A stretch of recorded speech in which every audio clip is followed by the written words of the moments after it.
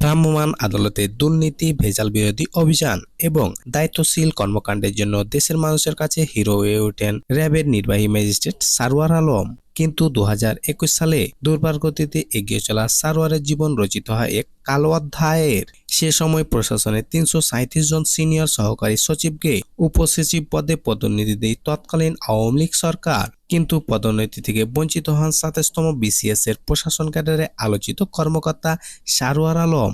ভালো কাজ করে পদোন্নতি থেকে বঞ্চিত হওয়ায় আক্ষেপে নিজের ফেসবুকে এক পোস্টে সারওয়ার আলম লেখেন, চাকরি জীবনে যে সব কর্মকর্তা কর্মচারী অন্যায় অনিয়মের বিরুদ্ধে লড়েছেন তাদের বেশিরভাগই চাকরি জীবনে পদে পদে বঞ্চিত হয়েছেন। এদেশে অন্যায়ের বিরুদ্ধে অবস্থান নেওয়াটাই বড় অন্যায়।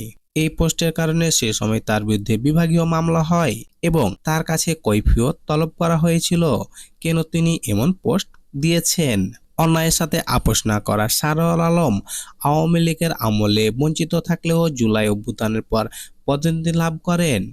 বর্তমানে তিনি প্রবাসী কল্যাণ ও বৈদেশিক কর্মসংস্থান মন্ত্রণালয়ে সিনিয়র সহকারী সচিব হিসেবে দায়িত্ব পালন করছেন।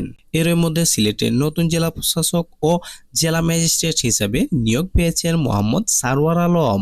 সোমবার জনপ্রশাসন মন্ত্রণালয় তাকে নিয়োগ দিয়ে প্রজ্ঞাপন জারি করে। এর আগে র্যাবের নির্বাহী ম্যাজিস্ট্রেট থাকাকালীন খাদ্য, ঔষধ এবং অন্যান্য নিত্যপণ্যের গুণগত মান রক্ষায় সারওয়ার আলমের ভূমিকা দেশজুড়ে প্রশংসনীয় এবং আলোড়ন সৃষ্টি করেছিল।